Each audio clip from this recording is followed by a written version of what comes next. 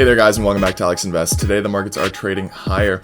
However, I went with a mixed sign here, and the reason is because tech and innovation and small caps are still lagging behind here compared to sort of the S&P 500. Some of these recovery stocks are doing really well right now, and the reason is people think that the recovery is coming very soon here, right? So S&P 500 right now basically at all-time highs, NASDAQ not at all-time highs, right? And it's interesting because back in December of last year, I remember talking about sort of when people were thinking, oh, the recovery is going to happen really soon here. We're going to kind of see basically the pandemic be over soon, with vaccines had been starting to roll out then. And I said then Peloton was about at $100 a share after it came down. And I said, guys, I don't think we're quite through this pandemic yet, and it's still going to be a while. And what happened, Peloton went from $100 to $171 a share. Now it's back at $109. But I see sort of a similar thing happening here again, right? People are very excited that the pandemic's ending, etc. And you know, U.S. jobs came in much higher than expected, 916,000 new jobs compared to the expected around 690,000 jobs, I believe. And you know, 16% of the U.S. population has been vaccinated. About 11% of Canadians have been vaccinated.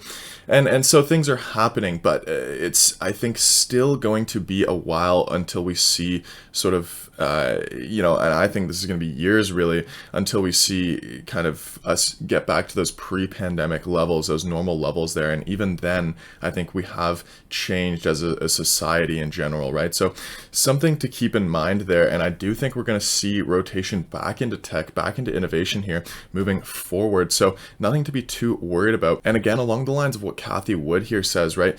It's a good time to get into tech and innovation while it's kind of trading lower because people think the pandemic is over, right? Flights, for example, also on Google Trends have been at an all-time high. Or sorry, not all-time high, but have been spiking lately. And quite the opposite is happening for Google Trends if you type in stock trading, for example. So yes, we're seeing this rotation. Do I think it's going to last? No, I do think we're going to see moves back into tech and innovation. We will still see these recovery stocks do better than they were obviously before because we are kind of moving forward here. But in general, I think tech and innovation right now is low and it's a good time to get in. Anyways, today I wanted to talk to you guys about a few things. I want to start off by talking about MVMD, what their CEO said about their about the short report that came out.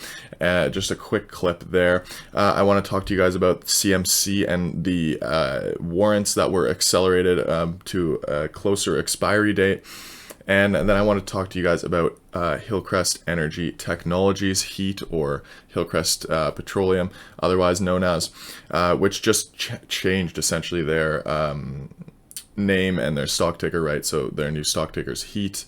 But we'll go through that. Anyways, I wanted to start off though with MVMD and just what their CEO said about their short report, because this is actually very, very interesting here. So let's go to that. We're not going to spend any time on the details of that because the stuff that we're working on, we are executing at a pace.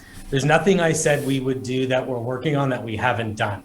And so what I would say, if anyone's manipulating our stock or playing games, you have a very, very short window to finish because you're going to lose big time.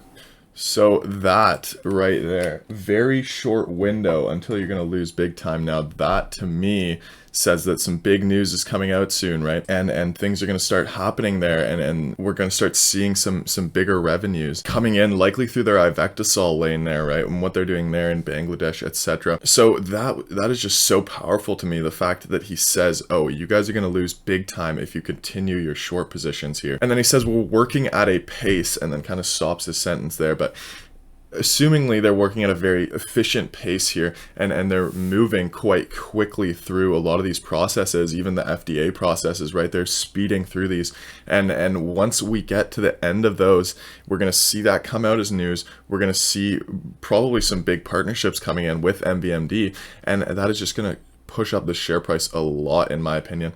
And that is kind of why right now is still a great time to get in. I'm actually super bullish on MVMD in the near term and in the longer term. Now, the next thing I wanted to go through with you guys is the warrants from CMC, which is right here, right? And basically what happened here, and people are worried about this, And I'll explain why people don't need to be worried about this in a second. But people are worried about this because these warrants are going to be exercised sooner than they were supposed to be, and obviously that creates share dilution, and that obviously pushes down the share price, right? And the reason we don't need to be worried about this, and it's actually a bullish sign, is because in short, the easiest way to explain this is that the lower that shares get issued at compared to the current price of the shares, that basically creates a more downward pressure on the stock. So essentially we see, these are around, let's say 0.2 as an exercise price here.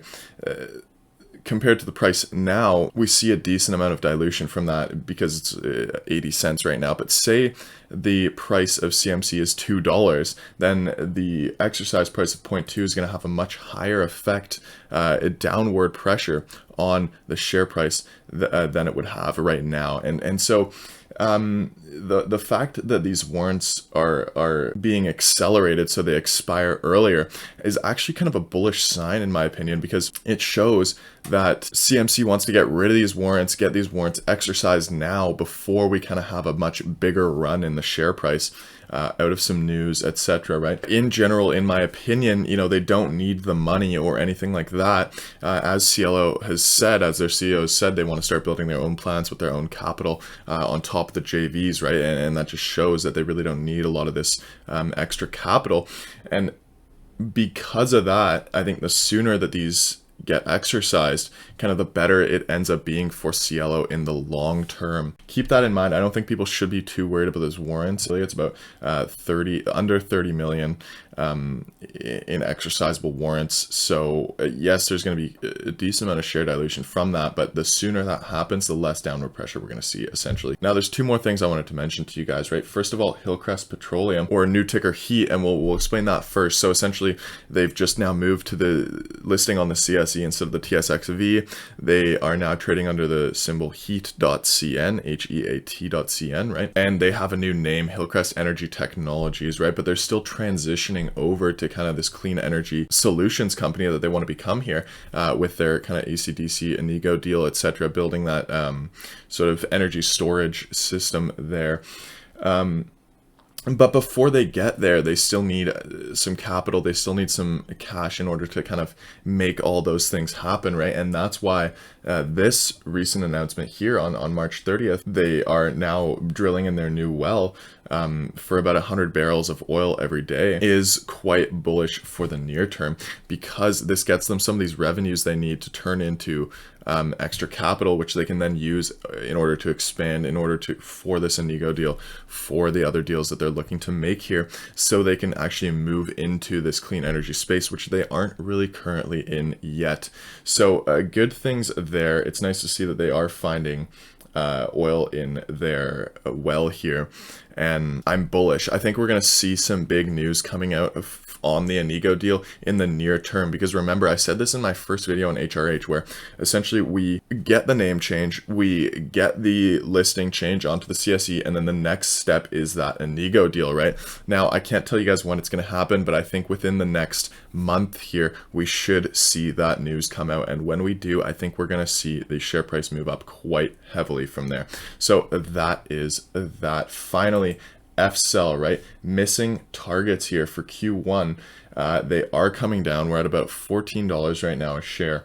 And that is a huge drop from the $29 we had just, less than really 2 months ago here. We were down in revenues, down in expected revenues, decrease in backlog, etc., right? So not a horrible time to get in there either if you are bullish on the stock. I'm bullish on the stock. I will be picking up more likely soon here.